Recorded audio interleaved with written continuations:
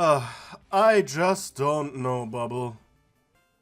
Kane lamented as he sat with his soapy buddy in the digital Circus restaurant. The ringmaster was having issues that could only be fixed with a sound mind and a tactile approach. What's the matter, boss? It's Pomni, Bubble. It's Pomni. She is dragging down the entire show with her negativity. I just can't understand why she would be so difficult to work with. Gee, sir, I sure don't know what possibly could be the reason for her to be distressed. Was that sarcasm? No, siree. Kane looked up at the ceiling for a moment. If only I knew how to get her that go-getter confidence, like that of Jax. Maybe she needs just a bit of self-love. Kane's teeth shattered. Wait, say that again, Bubble. That she needs a bit of self-love? No, before that. Gee, I sure don't know what possibly could be the reason for her distress. Yes, Kane nodded. That's a great idea, Bubble. My pal, my friend. I have no idea what we're talking about. Kane jumped up from his seat and floated in the air with his hands on his hips. Come with me, Bubble. We have a show to save and an adventure to plan. But the food! We haven't even ordered yet, Bubble. Please don't ruin this moment for me. Pomni screeched awake. Every time she went to bed in the digital world, she hoped to wake up outside, back in the real world, but whenever that wasn't the case, she couldn't help but scream in frustration. Today certainly would be another exhausting and painful adventure. Kane had been super active with them ever since she arrived. It made Zubul despise the jester and avoid her like the plague, while the others just kept protecting her. Except for Jax, of course. He was just enjoying the change of pace around here. After the show's intro, Pomni and the others gathered around the stage as per usual, as Kane plopped into existence. Welcome, welcome! Today surely will be an impressive one. Damn it, grumbled Zubul. Because today we will have a special guest, a guest of utmost importance, as they will be the target of today's adventure. Pomni sighed in relief. Finally an adventure where she wasn't put as the main character. Kane now spread his arms out excitedly. Bubble, drum roll please. I said drum roll, please! Sorry, boss, I don't have hands. I hate you, Bubble. I hate you so much. Kane snapped his fingers. Regardless of that, I present you to the target of today's adventure! He stepped aside, and the curtains of the stage opened wide.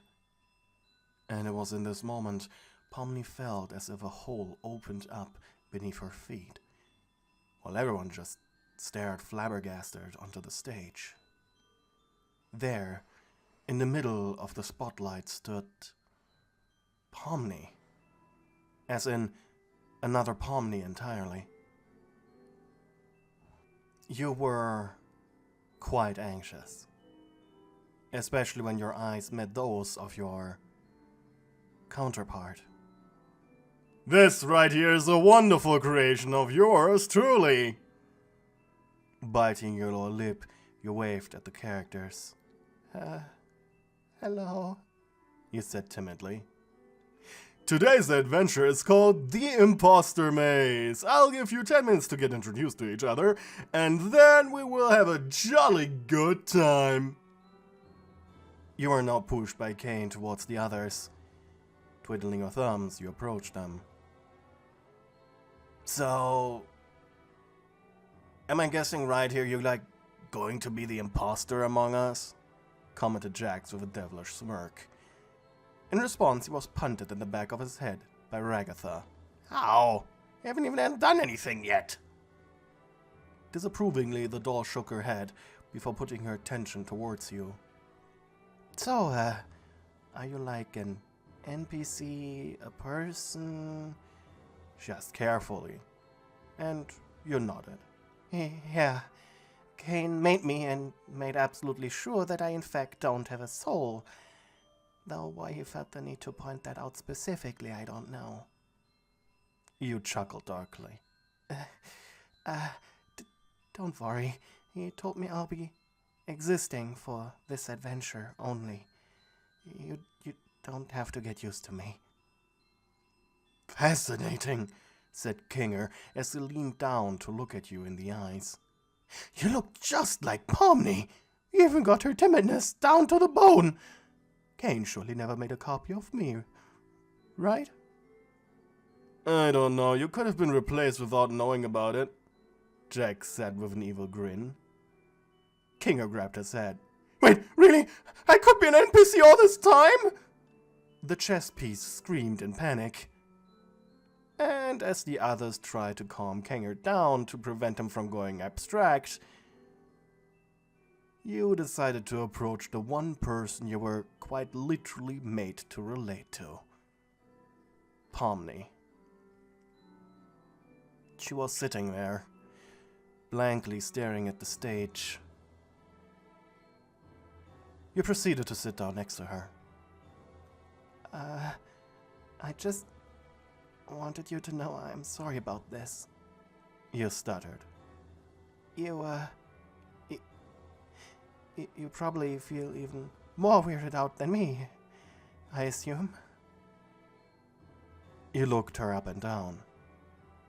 Jeez, I really do look like you. Why is this happening? I just don't get it.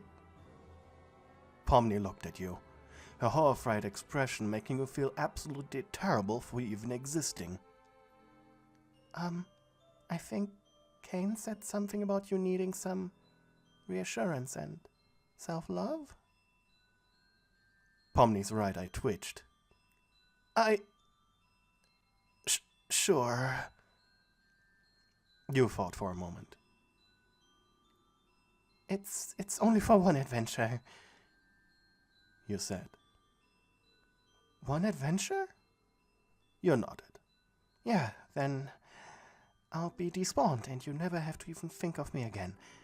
I'm just an NPC. Pomni tilted her head. She didn't understand, really, but there were a few thoughts spooking in her head. And you're okay with that? Just being created and then ceasing to exist? What even is your name? You opened your mouth confidently, only to stop after only inhaling. I don't have a name, actually. You looked at your feet.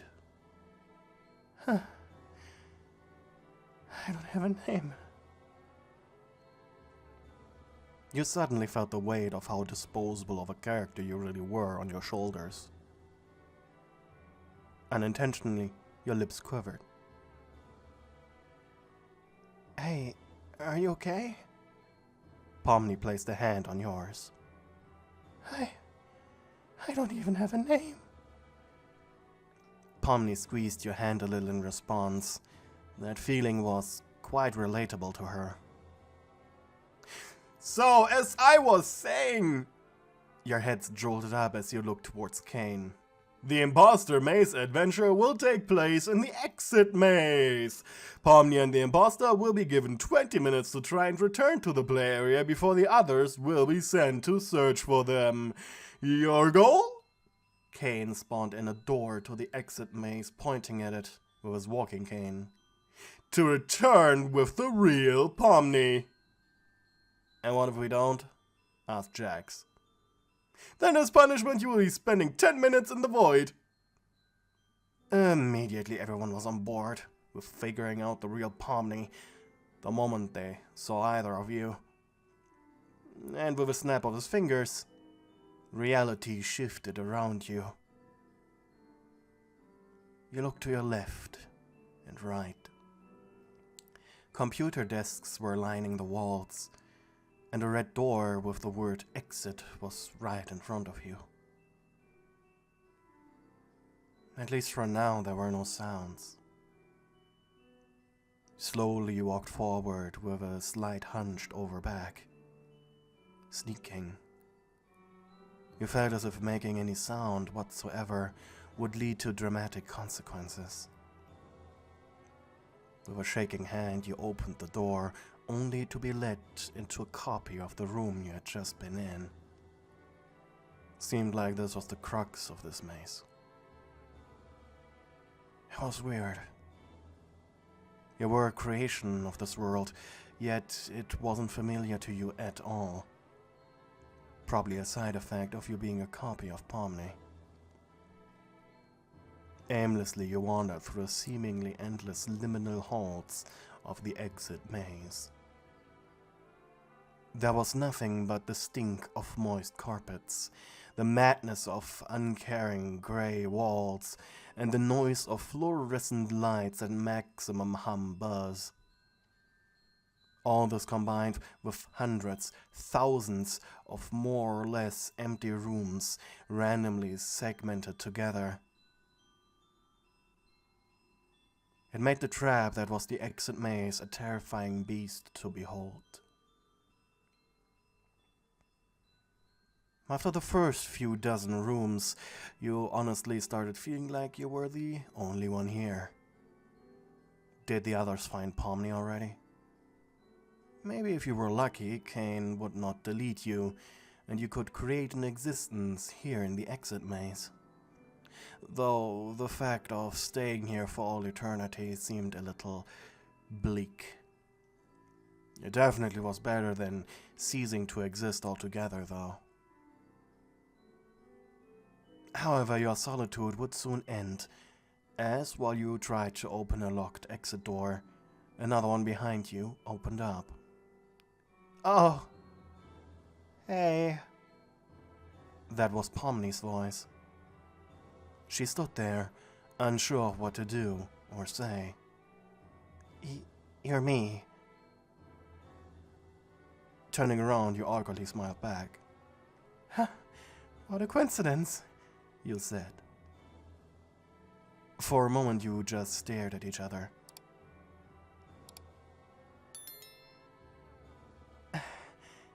You know, I was here before. You'd think you get used to it. Pomni's attempts at small talk were awkward. You, however, sighed, as you realized your hope of simply being forgotten evaporated, since she was still here. Sighing, you sat down on the carpeted floor. Seeing as you were in no danger, Pomni approached you. Slowly, carefully, but she approached you. So, are you like an evil clone or a skinwalker? You gave her an almost offended look. You felt as if you did nothing to antagonize her. No, you answered. Kane just created me, in accordance to his understanding of you. That's why I probably will act a little different to you, but like, very much like you. Pomni went into thought for a moment, before getting on her feet. Stay there, she said before walking over to one of the desks. She knew that all these were copy-pastes, and the third drawer on the left always had a black marker in it. She took it out, almost smiling as she did. With it, she walked over to you, once again sitting down next to you. She opened it. What are you doing? She leaned forward, and you could feel the marker's inky felt touch your skin. She scribbled a little club's playing card symbol on your cheek. Doing? You finished asking as she pulled away. I guess I'm making you your own character, she said with a shrug, while pointing at one of the computer screens. And slowly you stood up and looked at your reflection. With one hand you touched the hastily scribbled symbol, and your eyes filled with tears. Crying, you lunged at Pomni, thanking her. Thank you. Well, yeah, no people can distinguish between us and all. You sniffled. And all you need is a name now. Maybe we can convince Kane to not delete you then. Crying, you now buried your face in her chest. I know this doesn't mean much, but this is the nicest thing everyone has done to me. Suddenly you felt your counterpart's arm wrap around you, comfortingly. It's okay. We all go through this, I think, in a way. Pomni was warm and soft. You honestly couldn't help but blush at her touch. After a few moments of silence, she asked, Is it weird I kinda like this? You looked up at her. No, at least, I don't think so. I mean, I like it too. Your eyes met, and your faces got closer. Are you okay with this? Pomni's lips quivered. I think so. You pursed your lips, and so did she. But just then, the door to your room was kicked open. I knew we could find them together like that. Jack stopped. Are we interrupting anything? No, you and Pomni said, as both of you jumped up on your feet, awkwardly looking away. Yeah, well, which one of you is the imposter among us? Again, the bunny was punted in the back of his head by Ragatha. Idiot, she hissed. What? What did I do? The doll approached the two of you with a smile. I'm guessing you are the imposter, right? She said as she put her hand on your head. Yeah, thought so. She then looked at Pomni. Well, let's get going. I'm not leaving without her, said Pomni as she grabbed your arm. It made a warm shiver run down your spine. Ragatha blinked confused. Why? I mean, she just looks like you. I know, but she's her own person. Rolling her eye, Ragatha said, She isn't a person. She is an NPC. Pomni's grip tightened in response. Okay, you two discussed that with Kane. I hope Kinger and Graggle found the exit by now.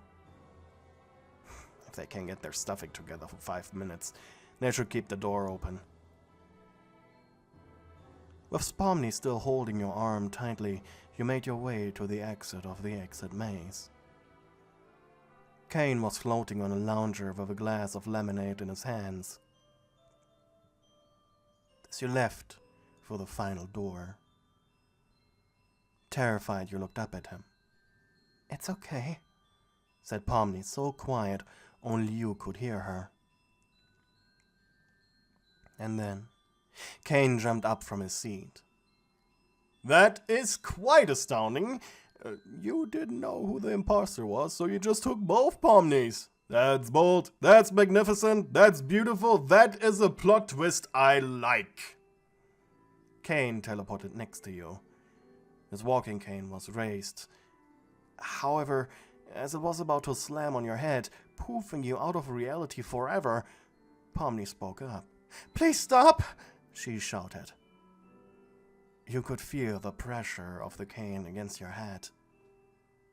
1 second later, it would have been too late. However, the sudden bravery Pomni felt was quickly going away as the seconds passed and everyone was looking at her. I was just thinking maybe she could not be poofed away. No, that's silly. Your head was hit with the cane instantly, and then you were gone. "Why?" shouted Pomni as she fell to her knees, feeling with her hands where you had just stood. Meanwhile, you are floating in an endless, white nothingness. Strange shapes zooming past you as you stared. You looked at your hands. They were glitching a little.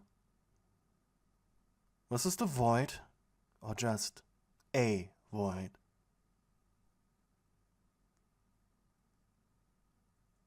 It could have been seconds, minutes, hours, days. You couldn't tell. You just stared. It was absolute silence, maddeningly so. When suddenly, out of the furthest reach of the void, something red quickly approached you. It was Kane. He stopped right in front of you. Well, well, well. It seems my plan both failed and succeeded. It failed successfully. You opened your mouth, but no sound came from it. I decided to send you back. That's how nice I am. Kane nudged you with his elbow, encouragingly. You managed to fulfill your job of cheering up Pomni quite well. But at the same time, she became dependent on your continued existence. So good job, you get to live. In a celebratory manner, he spread out his arms and legs. Just one thing. He hit you in the stomach with his cane, making you cough, though at the same time, it instantly made you change the colors of your clothes and even hair. Instead of the normal red and blue outfit, you now were dressed in a black and yellow one. Even your hair had turned white, like a recolor alternate skin for a fighting game character. Thankfully, the little club symbol was still on your cheek. This is better now. We also need to officially give you a name, as Pomni with 2 eyes. Well, that probably would be rejected by pretty much everyone. Probably you as well.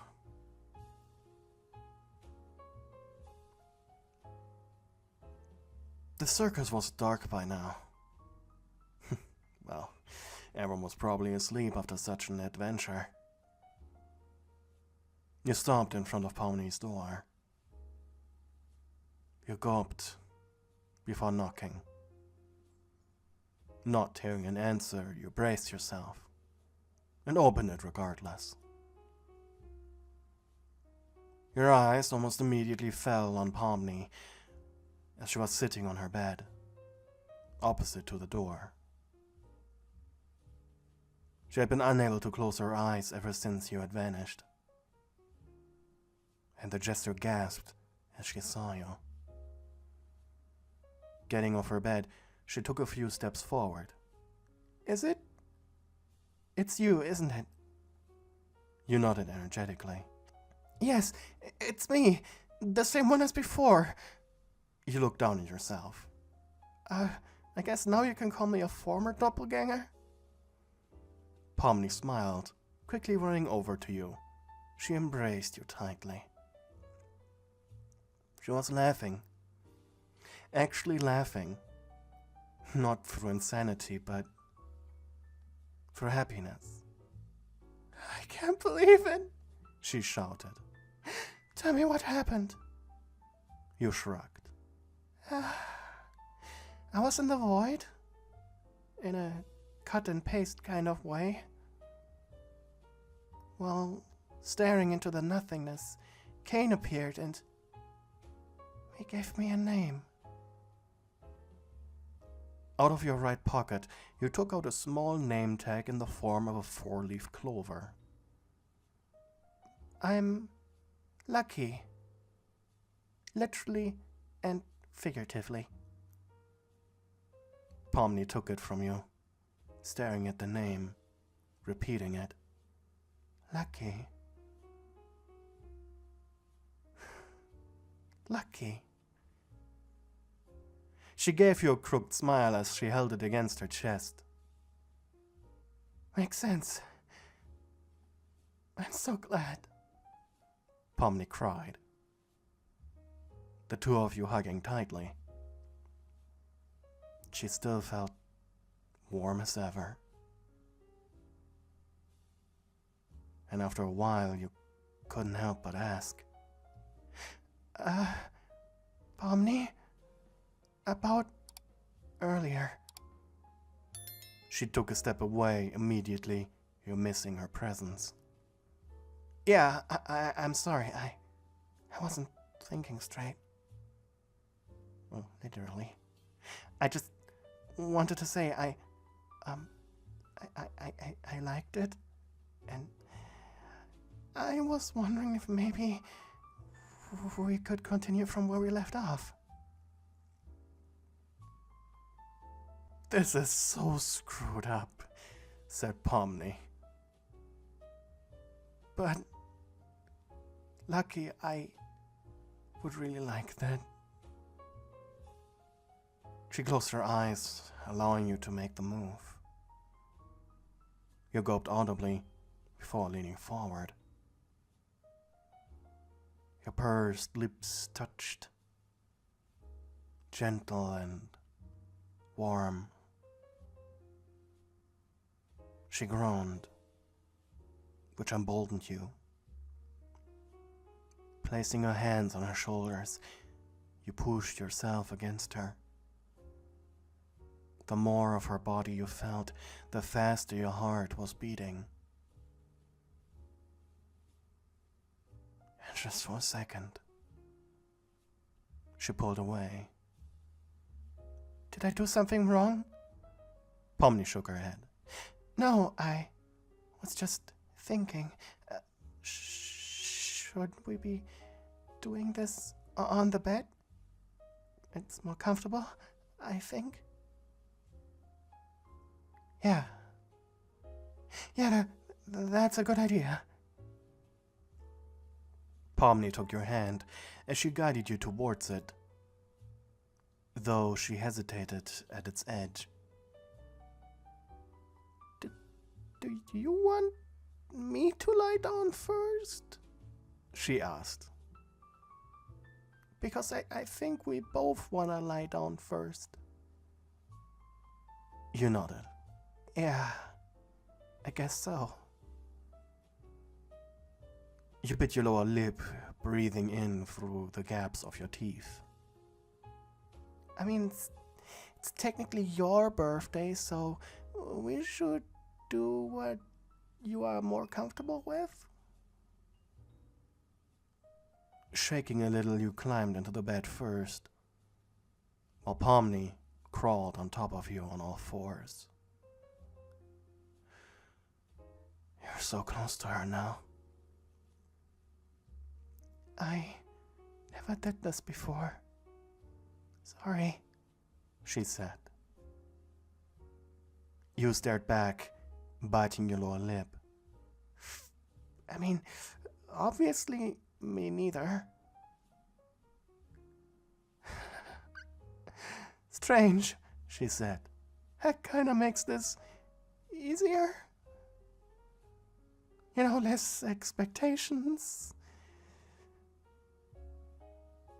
After taking a deep breath, she kissed you again. This time both of you closing your eyes to feel the moment. You gasped and groaned. The noise of smacking, touching lips and tender touches filled the room. One of your hands reached up to her chest. While Pomni's new body was quite flat-chested, you still managed to grab a handful of her. She exhaled sharply, your lips separating for just a moment. Sorry, did I hurt you? No, it feels great. Keep doing it, she said. Exhaling through her mouth, she returned to kissing you. But this time, she pried your mouth open with her lips. First cautiously, then boldly, her tongue plunged into your mouth. Your eyes rolled back in pure bliss as you accepted her inside you. It was warm, sensual, and wet, and so hot. Your face was getting so hot. You honestly thought you'd pass out. Wow, said Pomni after eventually pulling back. You could hear her racing heart even now. That's how close she had gotten to you. Who knew that kissing yourself would feel so good? Blushing, you asked, Pomni, are you thinking what I'm thinking? The jester blinked. We make out a little more, sit there for like 20 minutes, and then have an existential crisis over how screwed up the situation is before having a second round? You nodded. Pretty much. Then let's do it! Thank you to the people who are supporting me on Ko-fi. You guys are keeping me alive.